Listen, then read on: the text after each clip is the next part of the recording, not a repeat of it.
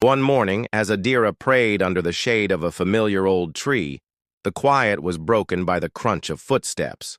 They were footsteps she knew, ones that echoed from a life she had been forced to leave behind. She looked up, and her breath caught in her throat. Her heart froze for a beat. It was her father and her mother.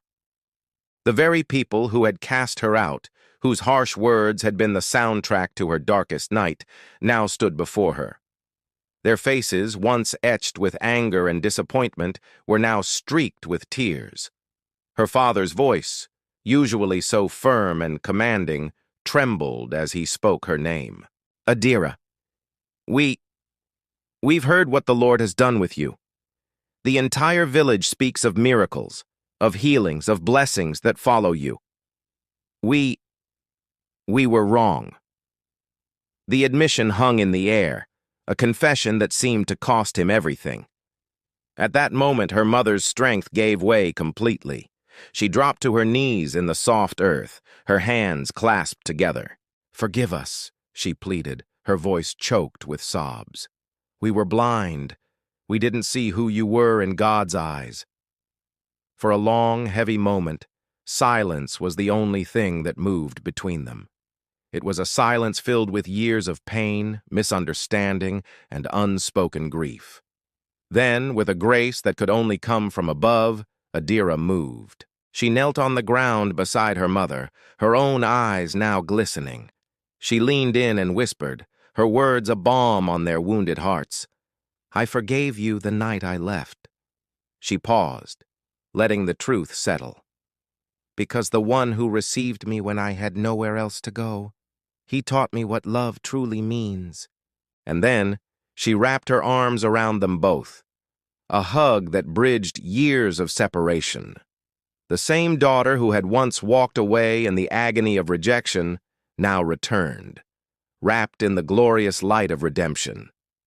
Her homecoming wasn't just to a family, but to a purpose far greater than she could have ever imagined.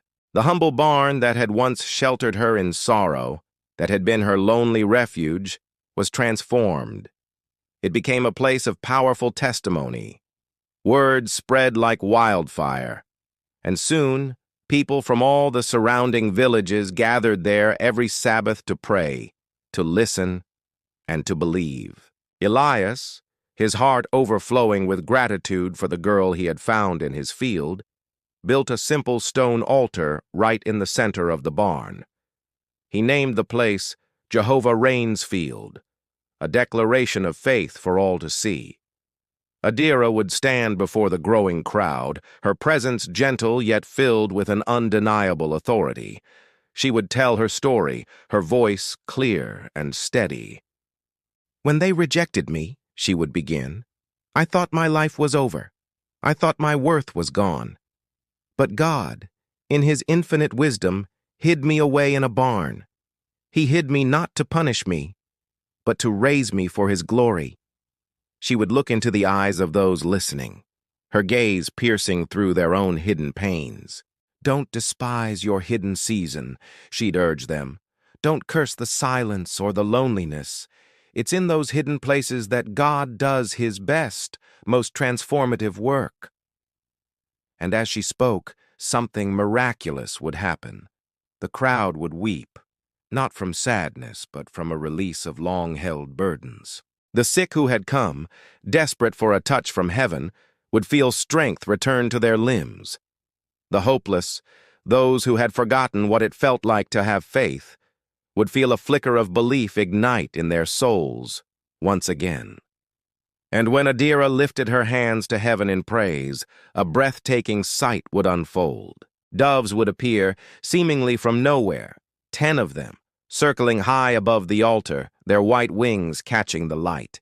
It was as if heaven itself was opening up to confirm her every word, to put its seal on her story of redemption. Maybe you feel like you've been rejected too. Maybe life, or people you trusted, threw you out and whispered a lie over you. You'll never be enough. You're not wanted here. Maybe you're in a season of profound silence, where your prayers seem to hit the ceiling and fall back down, unanswered. You feel hidden, forgotten, and alone. But hear me today. God's silence is not his absence. It is his focus. The barn you feel trapped in today, that place of isolation, that season of waiting, that moment of pain, it might just be the birthplace of your breakthrough. That lonely place is not your tomb. It is your training ground. God is with you in the barn. He is refining you, strengthening you, and preparing you for what's next. Your only job in this season is to stay faithful. Keep believing, even when you can't see. Keep trusting, even when you don't understand.